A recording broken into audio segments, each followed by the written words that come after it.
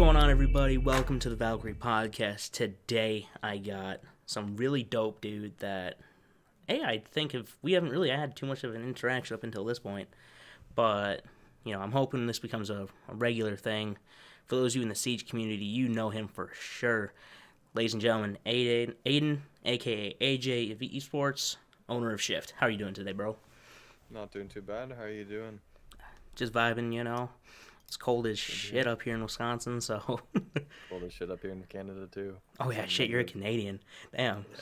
So what? It's gotta be cold as fuck up there. Oh, yeah. Oof. But yeah. So, yeah, man. A lot of our community hasn't really gotten to probably know you a whole ton, mainly because we've come from probably different circles.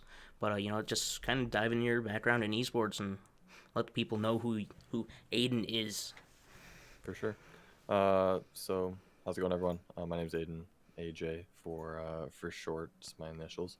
But I myself have been in the esports team for just a couple of years now. I kind of just started diving into it. I'm a younger person. I'm only 17 right now. But I originally started as a competitive esports player. I was terrible. I sucked. And that is honestly why I started running an org.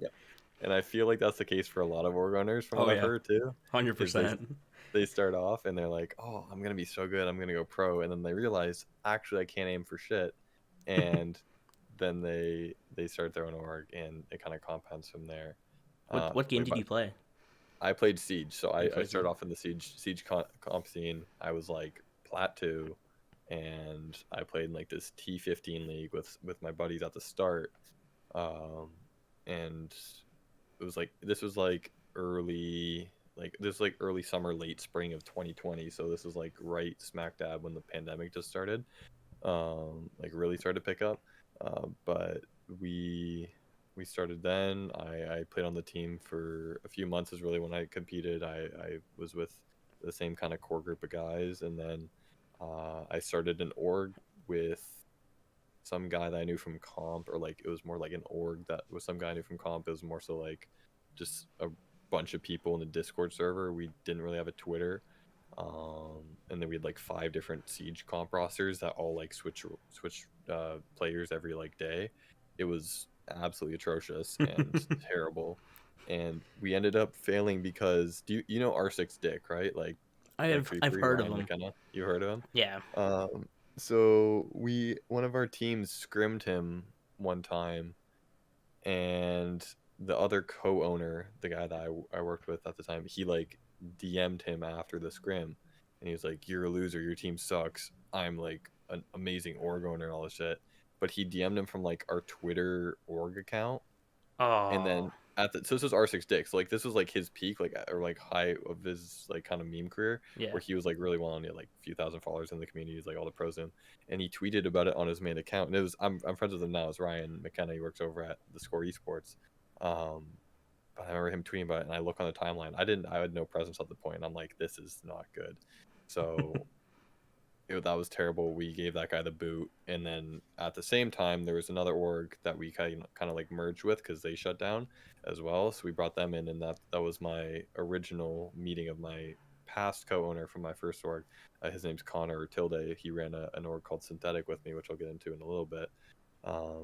But that's when we really started, and that was in July of 2020 when we first started to pick things up. At that point in time, I knew nothing about esports. I knew nothing about anything, to be honest. I was a stupid kid, and I still am a stupid kid. But I think nowadays I'm a little bit less stupid than I used to be, hopefully. But we really started then. We got our first roster, which was at the time they were in SCS season 3, I think, or season 2 or season 3 of like the SCS, which at the time they weren't even that big of a league. Like the big leagues in Siege, you guys were in them. Because I remember looking up to the big orgs I like first, like when I got on the scene, looked up to was Valkyrie was one, INC I thought was really cool, and Team Degeneration was a big one at the time. They had some good rosters, and these guys were all in like ESA and stuff. It was like ESA, SCL was the big leagues. There was another one I'm blanking on right now, but those were kind of like the big leagues at the time, and that was back when Siege comp was really developed. It was doing well. Yeah, it was doing well. Like it was a good time in Siege where it was like 3 or 4 really good leagues going. You had Upsurge going, which at the time had a really good prize pool.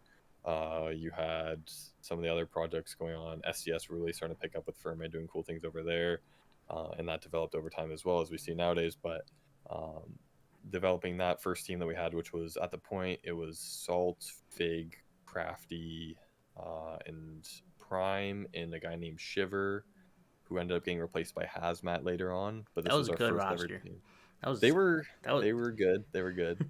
They're a funny group of guys. I love those guys to death. They're all still the homies. But they really helped our brand pick up at the start, because we had no Twitter presence. We had no real presence at all, or anything. We didn't have anything, and that roster really grew the brand from the ground up. It allowed us to develop ourselves, kind of figure out what the Siege community was all about. And as we moved on with them over time, we picked up a few people to work with us. This was around like December 2020 kind of thing. Han was a big pickup for us. He worked as our graphics designer. He's pretty notable in the Siege community. I'm sure you've heard of him on the timeline stuff. I tried getting him at one point, but I was like, I remember when he went LFO for, I think it was the first time after you guys, or second time, for a little bit. I was like, yeah, this would be dope. This was right when we got Mitch, and he's now my co-owner, and he does all our design work. I was like, yeah, no, we really don't need that many people just to tackle a lot of the things that we needed at the time. So I was like, oh damn, dude, if this was like 2 months earlier. Yeah, he really helped our brand like cohesify. Like, this was at the point in time where he was still building himself as a creative. We were building ourselves as owners. The team was all building themselves. It was just really an awesome environment where everyone was working together. Everyone was just super exciting. It was I don't know how to words, but it was so raw, if that makes sense.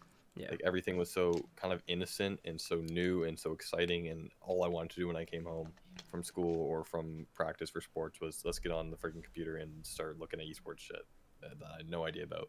And I think that was just such an exciting time in my life where I knew nothing, and that was the best part of it. And I still don't know anything, but at that point it was like, this is so brand new to me, and I have no connections or anything, and all I was doing was, let's reach out to this guy, like Isaac from Lycus, who I'm buddies with now. Let's talk to him, or Remix, even, who now I work with, and you worked with as well at Valkyrie. This guy, I remember Remix like egoed me the first time I tried to talk to him. And I'm like, oh great, this guy's egoing me. And now I look at him like, yeah buddy, don't ego me. But a lot of these people that I used to look up to became my competition, or became people I worked with. And I think that was just something that's so awesome to me, where I looked up to all these people. I looked up, like I said, Valkyrie, and now we get to do this podcast. I looked up to all these other T3 orgs, and I looked up to all these other T2 and T1 orgs, and now I'm networking with them through Twitter, through LinkedIn, and all these different platforms, and allowing that to grow and prosper. Is just, looking back now, it's really awesome, I'd say. So yeah, I mean, past that, we developed as an org. We grew over the year. We grew into 2021. We picked up Valorant teams. We did all right in the Valorant scene. Had a pretty decent team that was like top 60, top 70. We continued to grow in the Siege scene. We picked up DVX, which was an awesome roster that we worked with. I worked with Poison or Callum for about 6 months with different iterations. Gone into League of Legends, gone to COD briefly as well. I'm sure you guys know about COD. And we got to CS at the end, which was a great experience. Our first roster we picked up was I don't remember what they're called beforehand, but I think it was like Spring Roll, or they were called Spring Roll afterwards. But we started working with them, and they were in advanced. It was Taiwi, Garrett, Graha, Legacy, and Tender, and they, from advanced, move up to Premier that same season, as we suspended operations as an org, or shut down as an org. So that was kind of unfortunate, but like, for my first ever CS team, is an awesome experience. But overall, with Synthetic, as the thing in the past, that whole chapter, I guess you could say, in my esports career was really, really awesome. And I love every single person that was a part of it. I love every single person that gave me the opportunity to grow myself as a person. I hope, at least with that experience, that I was able to help some people, whether that would be their own teams that I worked with, or grow our branding, or grow someone as a creative, or in any sense that I could really benefit someone. That was all I really care about. And that's still all I really care about, is just being able to change people's lives. And I know now with what we're doing at Shift and what we're going to continue to do over time that's my main focus, at least personally, is just being able to take at least one person that we work with and say we really help them. And that's a big thing for me, is just being able to help people be able to grow and being able to have self-improvement and goal setting. It's just something that resonates with me a lot. So. Right. It's the same thing over here, because, like, kind of like you mentioned, I came from COD. I didn't know shit, right? So, especially going to any other esports scene, because when you go from Call of Duty or even, like, Halo, probably, like, early Halo 5, it's totally different compared to every other esports scene. And especially when we went from COD to being the preliminary to Rainbow and Counter-Strike, right? That was a huge wake-up call to how esports, in my opinion, really should be, compared to how that environment and that scene is. But that's a different conversation. But, like, that's all we focus on here is, dude, our job, especially at this stage in esports, in my opinion, this is why I love it so much, is, hey, our job is to help these people grow and help market themselves and help them build up the assets to hopefully go get signed by a T1 org. And if you're sitting there and, like, not trying to help that person grow, it's like, what's the point, right? Exactly, yeah. So, but yeah. Like, I mean, working with all these, like, amateur teams, working with even, hopefully working with semi-pro teams over time too, is like, all these guys have the same goal. They all want to make it pro. They all want to get there. It's been their dream for years now. And how, as org owners, can identify that and push them to get to that level and give them whatever tools they need. It's an entry fee for a tournament. A lot of these guys don't work jobs. If we can pay that for them and help them out, awesome. If we can get them some branding and social media outreach, awesome. Get their names out there, continue to pump that out, continue to get content for them. Whatever we can do to, like I said earlier, like, help these guys out, whether they be just kids. Like, there's a lot of people working with that are 13, 14 years old getting into the esports scene. There's a lot of people working with that are like 20, 21, 23 years old, way older than me, getting into the esports scene. It's like, just trying to get these people as much exposure as they can, help them out as much as they can is really important. So I think that, as org owners, at least for ourselves, making sure that our vision stays consistent over time and doesn't get clouded by silly things like drama or money or anything like that. It's just, such an important thing to focus on. Yeah, we live in a great point for esports, especially here in North America, because it's like, up until a few years ago, esports was still kind of a touchy subject. Nobody really knew what was truly going on with it, right? And all of a sudden there's this big esports boom, and everybody's like, yo, this shit's awesome. Like, up until a couple of years ago, I would say, even, like, I live in southeastern Wisconsin, where it's a very conservative area, right? Nobody knew what esports was. Even, like, kids didn't know what esports was. They just knew, hey, dude, there's gaming and stuff like that, and you can play in tournaments and stuff, little tournaments here and there. But they didn't know who, like, going to major LAN events, like, who Scump was and stuff, right? They didn't know who any of those kids were. And now, like, the other day I went to Walmart and I saw a 100 Thieves jersey walking around, and I saw Cloud9 jersey and stuff like that walking around Target. I was like, dude, esports is finally pushing into this area, and, like, a lot of these people probably don't even still know how to get into esports, and they're like, oh, how do I get that start? And that's why I love doing this so much, is just because we can help them develop that and hopefully help them get into bigger roles elsewhere. And, as I say it now, I put things here at Valkyrie, we're going to help you grow because it's going to help us grow. And at the end of the day, if you continue to grow and we're putting our assets in the right place with you, we're going to see a good feed on return, and we're going to continue building that good relationship, right? If you know me, I'm a very conservative person when it comes to putting resources anywhere, but it's like, if I put resources into you, it's because I know that you have the potential to keep this going, make this a full-time career. So like you said, a lot of these kids don't work jobs, and some of the prize pools are pretty low at some points, especially early on in esports, right? So the goal is to give them those opportunities to play at a higher level and actually understand, hey, this is how we got to develop a practice schedule, how we have to develop content. This is how I have to show myself off on the internet, because if you're not showing yourself off on the internet, nobody's going to know who you are in esports. Like, it's kind of how it is. Yeah, but like, identifying those social media growth, super important. Whatever they can do to market themselves, again, with the branding, And I guess like you said, like with the content, with everything, there's some people that don't know, and even as ourselves as org owners, we don't know everything either. You know, we're still in this early stage, and we're all learning together. So just a thing that I love looking for, at least, you know, as an owner founder, is people that are new to the scene, but they're just as raw and innocent and engaged and energized as I was back, you know, 2 years ago, and just excited.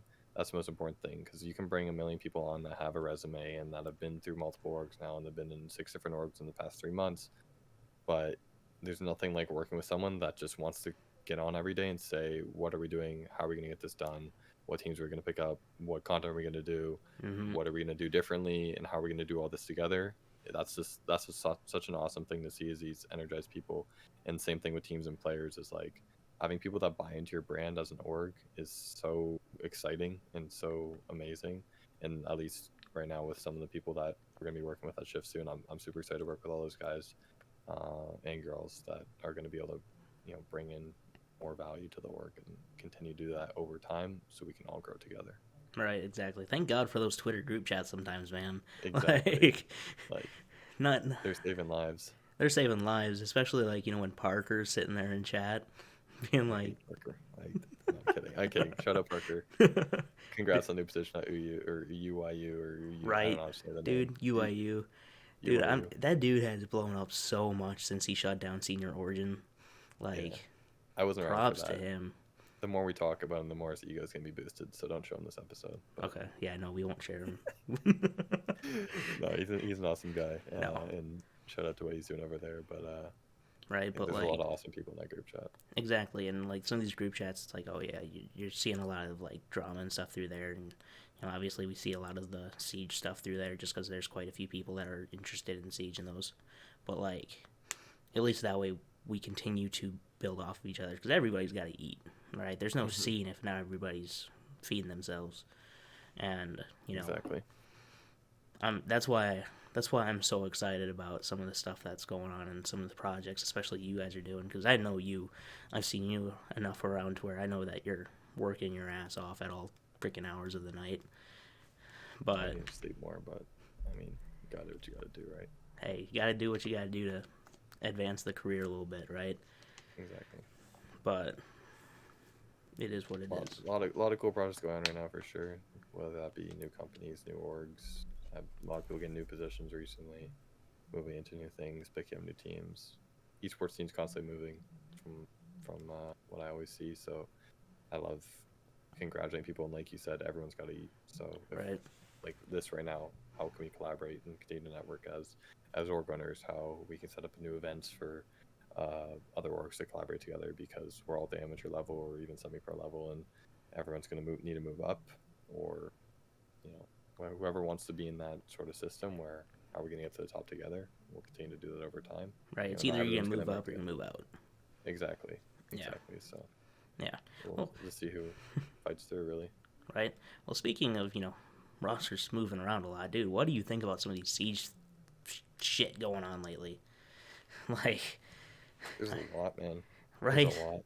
Like, the scene's in a different space, and it hurts my brain a little bit.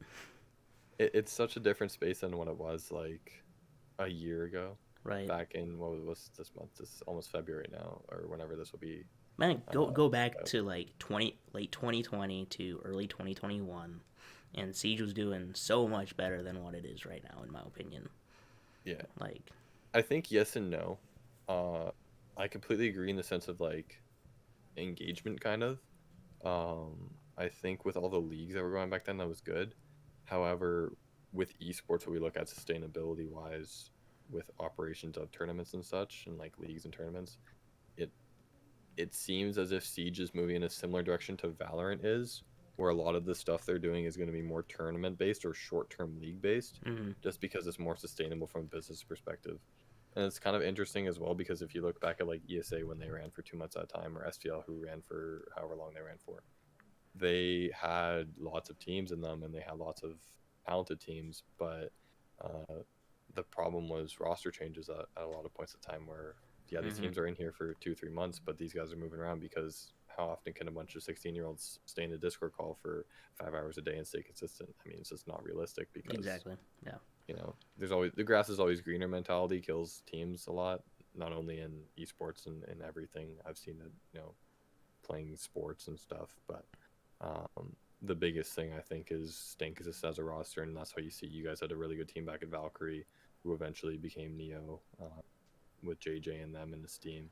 They were around for a while, and they developed well as a team, and that allowed them to have success. And along with that, gave work success and such. And same sort of thing with when I had DVX back at Synthetic, was they were around for a long time too. Yeah, they made slight roster changes, but they found success in that manner. So I guess kind of the mentality that we have to look at right now is how are these teams going to stay together over time, and without tournaments in place, without events in place for them to compete in, what is their motivation to do that? SCS runs for 4 to 6 weeks, I think.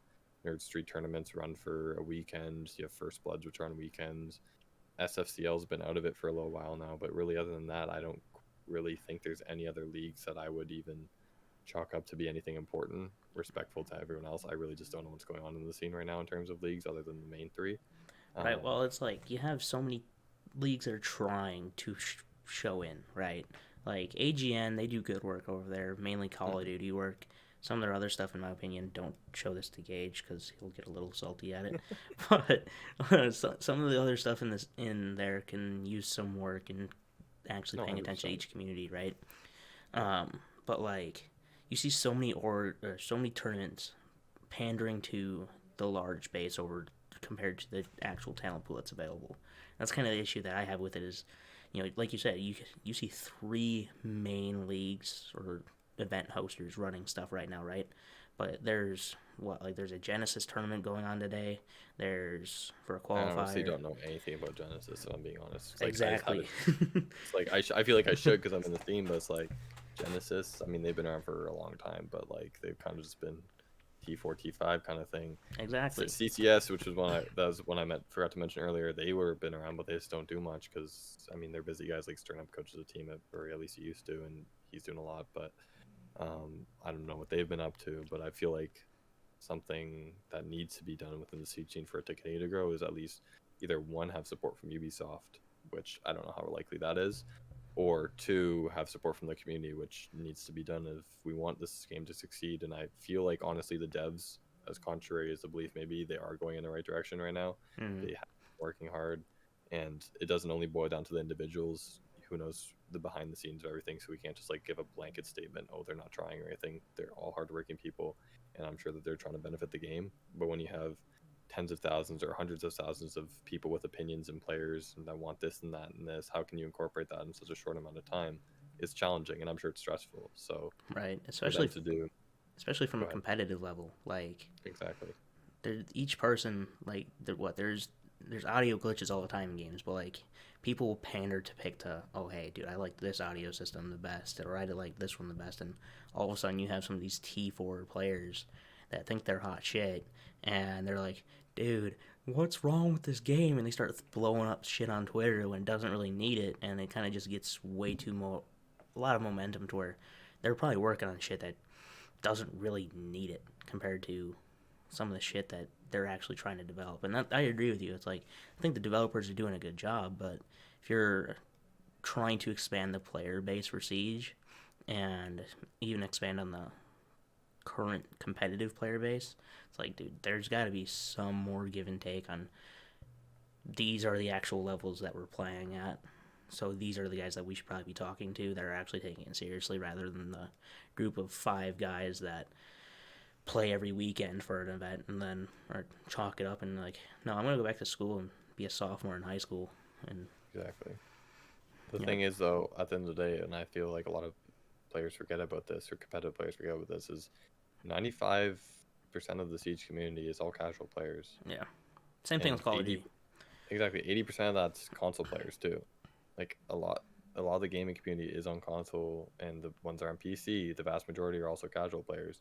So you have to look at it from a business perspective and see, how is Ubisoft doing this for me, which is maybe 3 to 5% of the actual community. Probably not even, honestly, at the end of the day. How many of the of the players in Siege are comp players or high ranked players, compared to the vast majority being the silvers, golds, and low plats. We look at the rank disparity over time. That's what it's at. Those are more casual players. And forget about ranked. Look at casual players. They want to play the game to have fun, and that's what a lot of gamers are. And that's something that I'll probably talk about later, is just like, how do we as orgs too resonate with casual players? But in that sense, Ubisoft needs to identify from a business perspective how they're going to make money, because they're a business. They're out to make a profit. They're out to make money off the game to fuel more projects. And for Siege, maybe their choices are not competitive driven, and you can argue as much as you want, but they're going to continue to do what's going to make them money. And if it means upsetting 3 to 5% of the player base, then it is what it is. What can we really do about it? Right. And we're in like a biased form of media too, because our entire bubble is just competitive players. We don't see like the other opinions of people that are casuals, because like I said, they're just casuals. They don't really care. They're just out there to have fun. And if it means, oh, Tachanka got a friggin' 800 health shield now or something stupid, they are gonna be like, that's awesome. Or there's a new arcade mode, that's awesome. Yeah, you as a competitive player might not matter, because you're out to play ranked every day for 8 hours, get to champ, and then grind out SCS and tournaments. But from a business perspective, like I said, Ubisoft it doesn't matter to them. And one thing I do think that they can do to benefit is very similar to what CS does, with how well they incorporate their esports into the casual scene. Because I feel like at least CS content as a whole right now is more competitive driven. You look at YouTube how it performs, you look at Twitch how it performs, it's all based around their pro league, or all based around the higher levels of play, stream highlights or streams or players. And then you look at their skin market, everything like that is completely cohesively organized with their competitive side. And Ubisoft definitely can improve upon that. And I look at what they're doing right now. They started tweeting on the main Twitter. It's a step in the right direction. There's so much more they can do, but they're definitely working towards that. And I think at this point, it's really just a time thing. Right. We'll see where it goes. But with Siege right now, all we can do is continue to benefit the scene as much as we can, whether that be just running an event or picking up teams and work with teams and players and driving their content. You look at Siege numbers on Twitch, they're really almost at an all-time low. I think it's been like 10 to 20k viewers vast majority of the time. Right, yeah, like, because right now would be like prime viewing time for most games, and we're sitting at Siege's 6.4 thousand viewers on Twitch, and whereas CS is 32.5k, Apex is 105k, Valorant's at 150,000. Extraction has almost more views than Siege at this point. I mean, it did just come out, but yeah. And I do think Extraction as a whole will cater more towards Siege. I think it's going to help as much as people think it's going to be detrimental, because a lot of people that play the PvE mode are going to get bored of that and want to play a PvE version or PvP version of the game, and then they're going to come over to Siege. But that's just my prediction.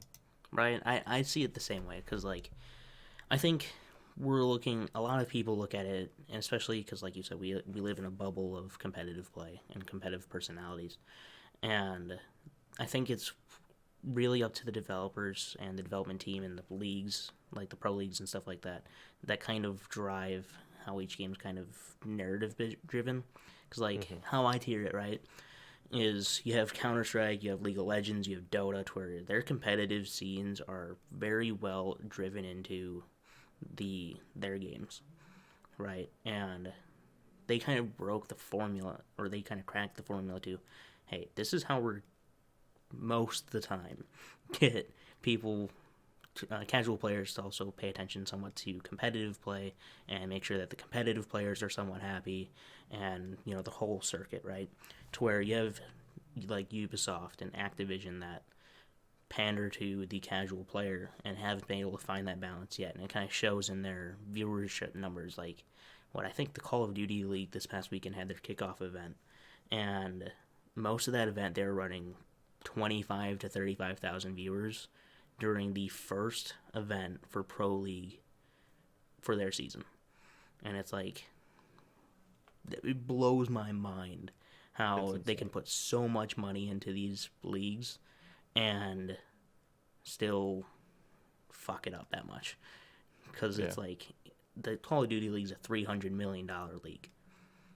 There's no reason why you should have under 60k viewers and the Paris Legion in it, because that's just straight trash anyway.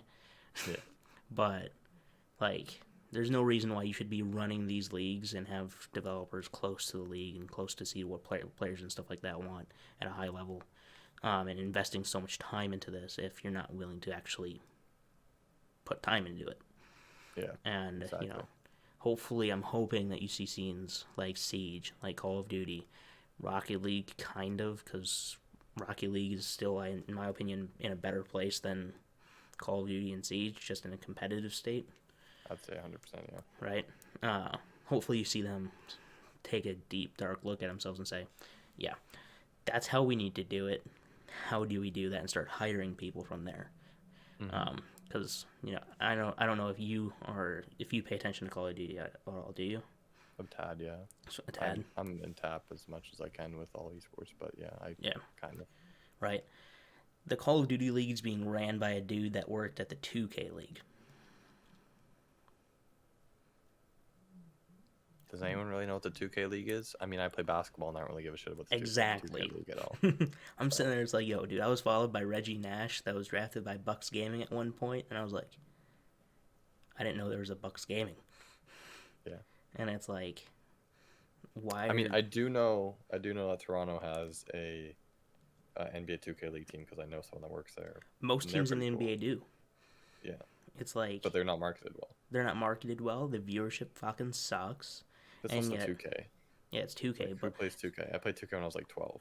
Dude, I have friends that ran. So I just finished on my degree this past December, and by the way, appreciate it.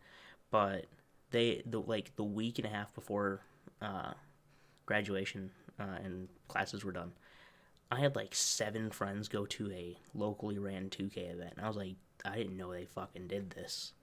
Like, 2K has a large player base, and it always does, because it's a sports game, and, sports are, like, regular sports games are a little bit more marketable to a widespread audience, in my opinion. Just because, like, you see it, like, Madden, you see freaking, like, football players playing Madden right now. Like, I think, like, Kurt Bender, who's a third stringer in Green Bay, averages, like, fucking 150 viewers when he's playing Madden, and if he's not playing Madden, he averages, like, 40 to 60, right? And you see a lot of those across sports. I think a big thing with sports, at least, I don't know how well sports will work as esports, because so much of the audience is casual based, and it's not like as, I don't know, gamery, if that makes sense. Like, yeah, sports is esports. I can't see it working because it's more like a coach thing. Like you said, like it's a bunch of buddies getting together. I used to have my buddies come over. We'd play 2K against each other. Like, it wasn't like, oh, I'm gonna go on Twitch tonight and watch the NBA 2K League. I do think sports or as esports will work in the content realm, especially if you combine that with real athletes, like you mentioned. Devin Booker does it really well. I don't even know if he plays 2K. I think he plays Warzone or something. But he shows himself off as a gamer. Yeah, you look at Lando Norris, I think it is, who is an F1 racer, not technically athletics, but I would qualify it as a professional athlete. He has his own org, which I'm blanking on the name right now, but they do a lot of cool stuff within like the iRacing scene. Let me Google it real quick. But he has it's called Quadrant. So he has his own like gaming lifestyle brand. I have almost 100,000 Twitter followers right now, and that's just him. He does a lot of content streaming himself, and I think big thing with esports will be combining esports with the entertainment scene and bringing in these large personalities. Swaley's under Xset. FaZe just does something with everyone because they're FaZe. 100 Thieves, yeah. Kansas City Pioneers too. They have a couple people that are. They brought in Chiefs. A bunch of NFL guys. Yeah, like it's and that's something where you look at with orgs too, is the two sides of the coin of, do you want to be branded around a city or do you want to be branded internationally? And there's pros and cons for both, and that's something you have to consider. Is like, okay, I could be the Toronto esports org, but then I'm also based around Toronto and I have to brand myself around Toronto. Or I'm using Toronto as an example because I live near there. Same thing with Wisconsin, is I could be the official esports team of Green Bay and I could have a bunch of guys from the Packers stream for me or be brand ambassadors. But then you're also kind of limited in the way, and that's a big thing to consider within esports, is how can you have both sides of the coin, but you really have to be at the T1 level from what I've seen. And then you look at FaZe and 100 Thieves, who have the LA Thieves, and they have the Atlanta FaZe, and that helps things with franchising leagues as time goes on. But it just is going to be a point in time of how is with esports will we be able to combine pop culture and further enforce ourselves within the entertainment scene is really at least where I'm thinking. Exactly. And it's like I can't think of too many orgs in the scene that have branded themselves around cities or states and stuff like that, other than like Kansas City Pioneers. Obviously, I just brought them up, and they have Chiefs players. Wichita Wolves, they're doing good things over there, right? But outside of those two, it's like there's a very limited number of teams that are new startups that can pierce a market with city-based driven. Because initially, if you start up initially with a city-based narrative, you already limit yourself to who's familiar with it or even just relates to it. So like, it is what it is with them. They both did it great, but there's a huge number of them that, in my opinion, suck. But there's a lot of just to come in like, oh, okay, we're gonna be the official team of, I don't know, some random ass city, let's say, and they come in there and start doing things, and it's cool and all, but you have to give reason for people to want to be a part of you. And this isn't only for city-based org. This is for any org. Is what sets you aside from everyone else. And you see all these new startups coming in, and they're going to do this and that, and oh yeah, we're going to do this and that, and then nothing gets done, and then they die, and they have these awesome ideas, or maybe not so awesome ideas, but they end up dwindling because either one, the people aren't committed that are running it, or two, they don't have the necessary network in place to be able to achieve this success. But that's a really big thing with esports is, at the end of the day, the saying goes, your network is your net worth. So who you know is what's going to make you succeed, and continuing to develop that over time, whether it be through Twitter, LinkedIn, through recording a podcast like this, meeting people up in real life, having dinner, having lunch, stuff like that. Networking is so important in the business world, not only in esports, in the business world as a whole. And I think a lot of people just don't appreciate it as much as it really is valuable. Right. It's like, that's why some of those group chats exist. That's why that Discord server exists, where up until a couple of days ago, like, I saw people in the Discord server, the esports networking server, quite often. And it's like, those networking chats, as long as you're chatting in there, people are getting to know you. And when people get to know you, those people, if they agree with your ideas or not, or if they at least respect you, they're going to be able to look in. If you become a free agent someday, they're going to be like, yo, that dude's dope. I want him. Or, yo, I can vouch for him because I've seen some of the work he's done, right? And that's really important, right? Exactly. Story time. Like, with Valkyrie, were you approached by a Valorant League? What was her name? I'm going to DM you because I don't want to say anything that... The Valorant League, you said? No. Why is it... Is that a league or a play? It's a place, but they were starting a league. When was this? This would have been probably 6 months ago. Yeah, this was not probably... that I remember, but I don't check my DMs half the time anyway, so probably not. I feel that on a very personal level, by the way. Yeah. Some of the DMs you get sometimes are fucking ridiculous. Hey, I want to join. Okay. Dude, I had a dude hit us up on the org page. Hey, bro. I'm like... That's another thing. If you're a player, if you're anything, I don't even care what you are. If you're an org player, league sponsor, blah, blah, blah, blah, don't start a message with, hey, and then expect me to respond. Just say, hello, this is who I am, this is what I want, this is, or what you could get from me, blah, blah, blah, blah, blah. Having a paragraph that I can read is way better than you sending, hey, I'm interested, blah, blah, blah. That, like, having just purpose behind your message is so much more important. And this isn't an ego thing, like, yeah, I get DMs, I maybe get, like, 10, 20 a day, maybe, let's say, non-clean group chats. I'm busy. I have school, I have work and stuff, and I love everyone in their life exists. Yeah, like, and I have Twitter notifications on, yes, but I'm not checking 100% of the time, and I have multiple accounts I have to go on.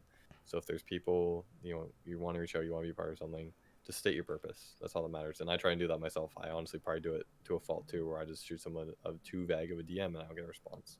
But having a purpose behind your message, to anyone, they're going to want to hear you out at least. At minimum, they're going to at least send you a message back. If you just have even a half decent professional message, people will at least hit you with a response saying, okay, shoot me a resume, or okay, shoot me more information about your team, or more information about your company.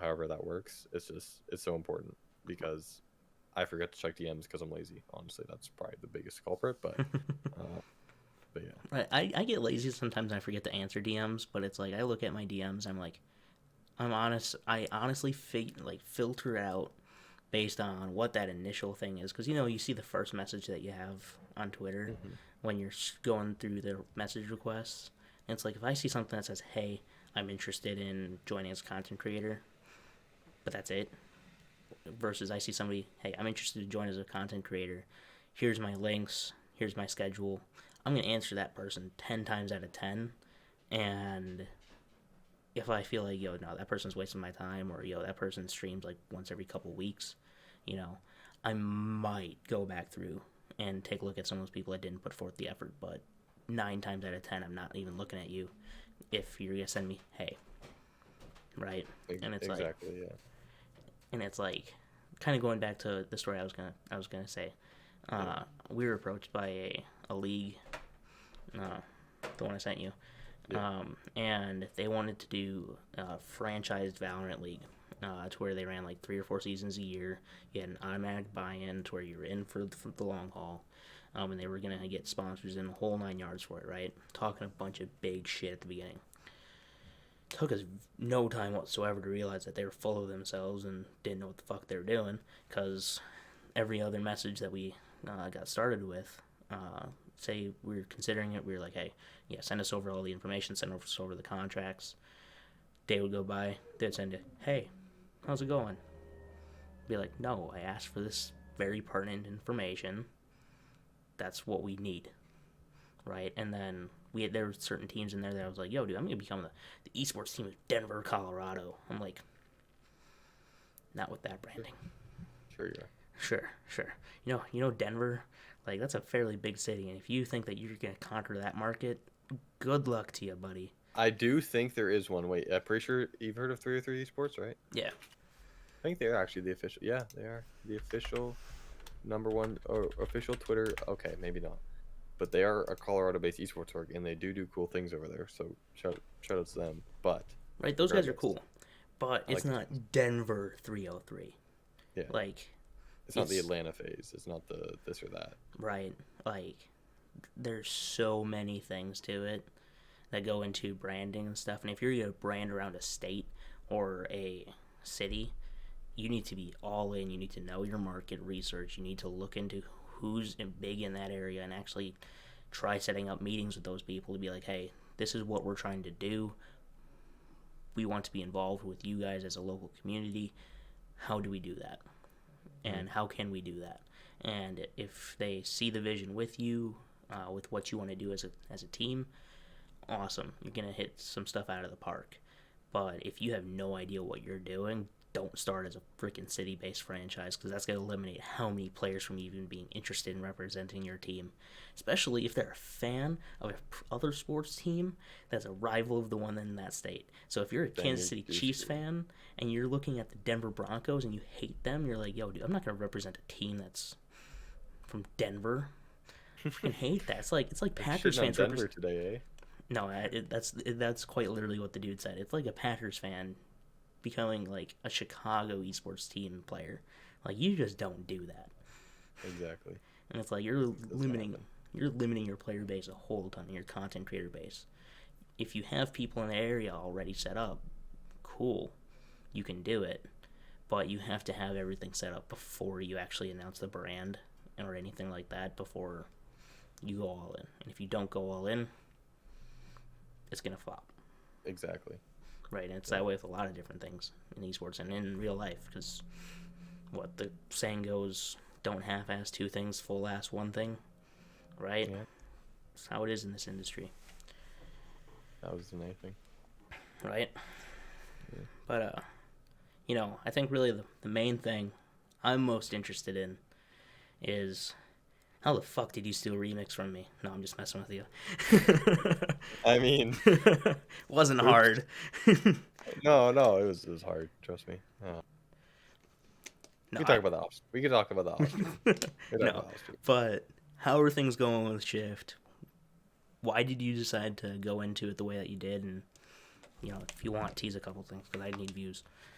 Okay, fair enough. Why did I decide to do Shift? I ask myself the same question every night when I wake up in the morning. Well, going back to my timeline, I closed, or we suspended Opposite Synthetic in September of 2021. This was, what teams did we have at the time? I don't know. No, we didn't have a CH team. We had a CS team. We had a League team, I think, and we had some content creators. But it kind of came to the point where me and Connor, Tilde, we were stagnating as an org, realistically.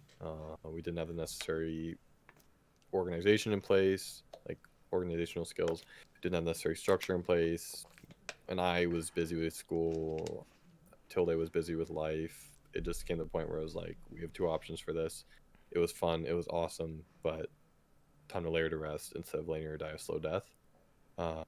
So that ceased operations. And then I went free agent. Keep in mind, I'd never been free agent before. I didn't really know what to do. I made a resume, and I think some people hit me up. I had maybe like, I don't know, I had a decent number of offers regardless. But it was all like T3, low T2 orgs, and I was like, okay, cool.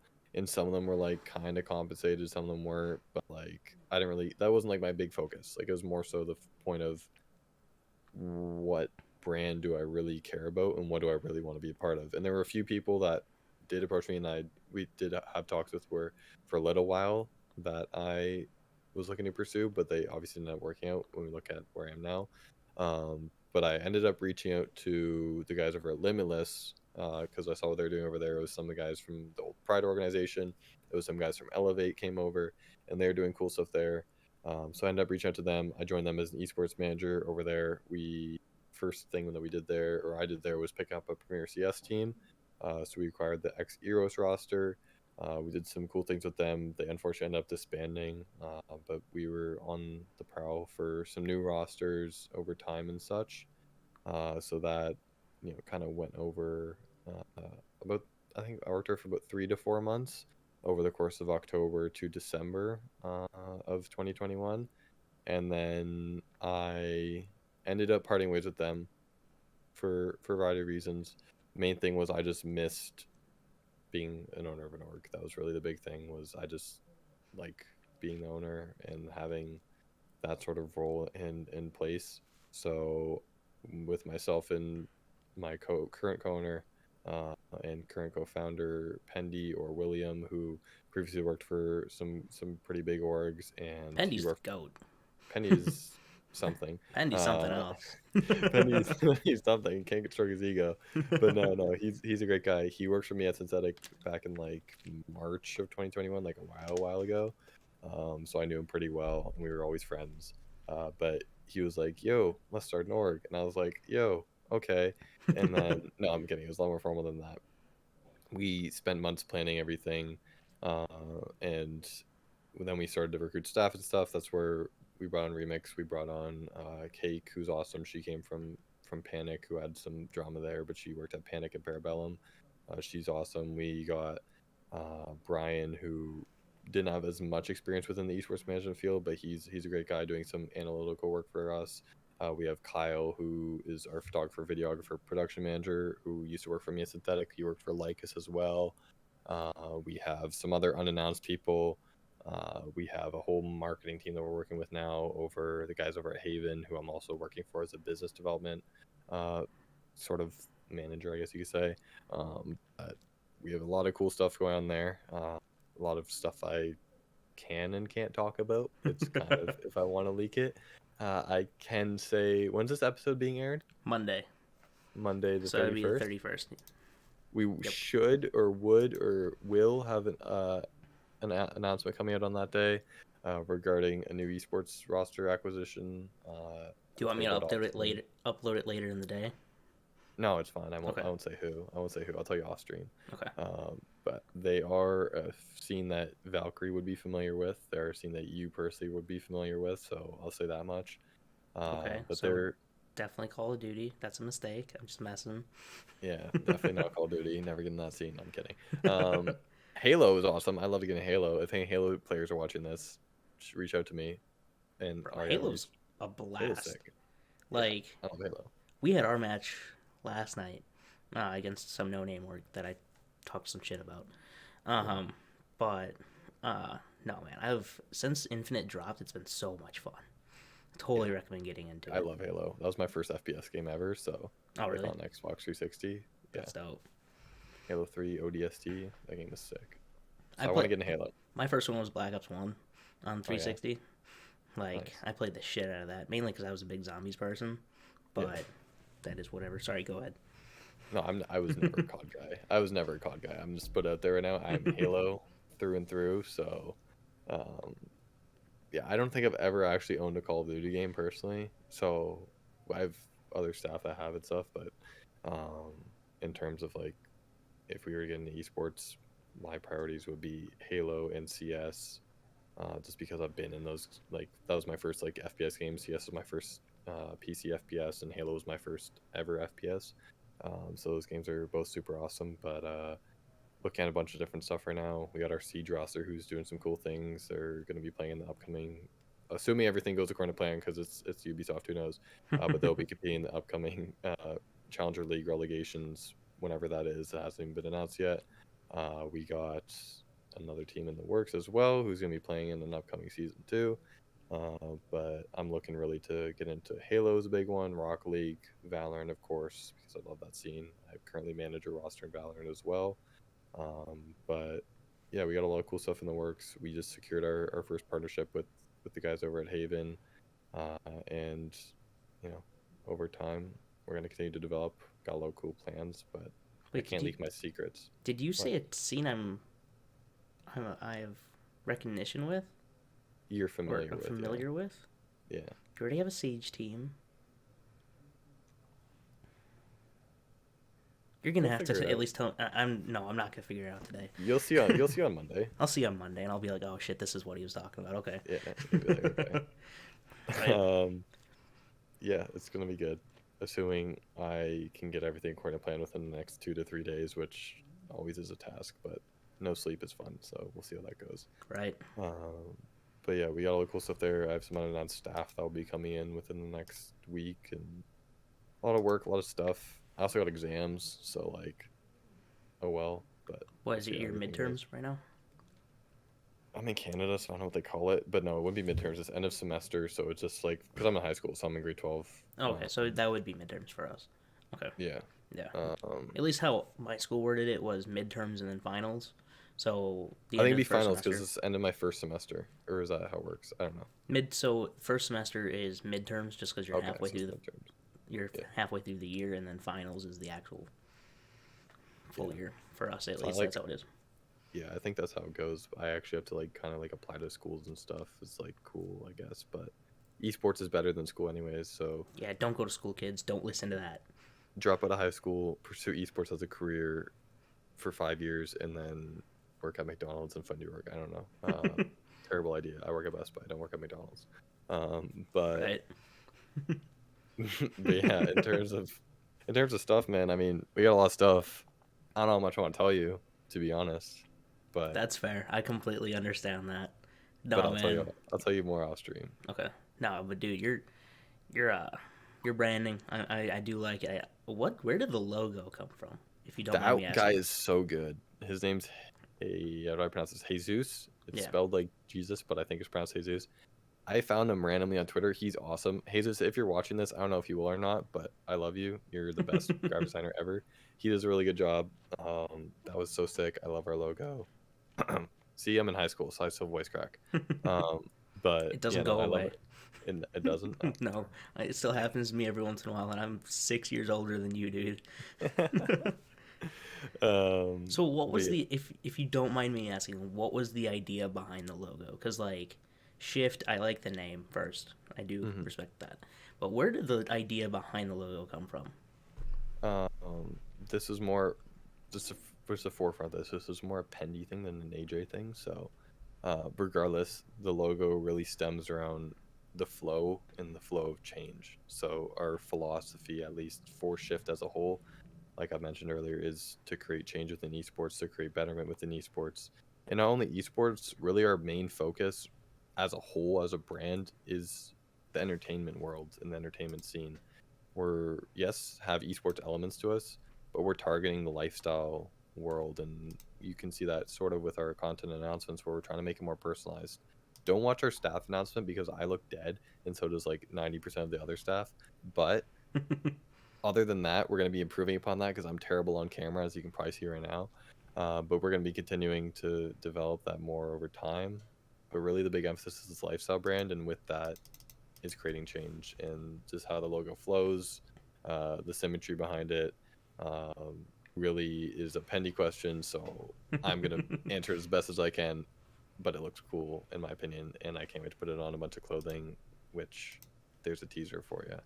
Let's go. I got something. So, yeah, something. No, man, it does look nice. I like this brand a hell of a lot more than the synthetic one. Just being honest, but no. Han did both, so you can say whatever you want because you'll just be offending Han. But no, synthetic branding was good. It was good. It wasn't this good. It was okay. Though. Actually, no, it was not this good. No, it wasn't good. It was okay, and this branding's more okay. I am a very strong perfectionist, so nothing that's ever mine will ever be perfect or even good. But I want to continue to develop this, and the marketing team, oh my god, I did it again. The marketing team that we have behind us and the graphics team we have behind us is insane. So whatever they're working on right now, I have to look at again, but it's awesome. And we're going to continue to develop that. So stay tuned for more of our stuff in terms of what we have in the works. I will say content is a big thing. We have a pretty cool content creator. One right now. I want more, but one right now. Braction, sick guy. Love that guy. I've watched some of his stuff, and yeah. When you guys, I didn't watch him before you guys signed him, and I was like, I recognize his name from somewhere. And then I watched some of it. I was like, yeah, this is a good pickup. Yeah, that wasn't Remix's idea, right?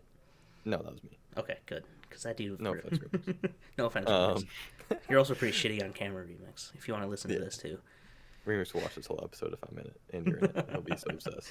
He'll be like, he'll come around to this point and be like, I fucking hate these guys. He'll be like, he'll be listening to us on his little walk to school at Shenandoah University, and be like, oh, these guys are awesome. And then he'll hear a shit talkie us, and he'll be like, oh, never mind. Then he'll go to his esports management class. But yeah, no, Bracken's a sick guy. When I first started playing Comp Siege, I actually used to watch his videos like all the time. So now, coming from watching him 3 years ago to working directly with him and like having him like create content for us is mind blowing. So it's awesome to work with him.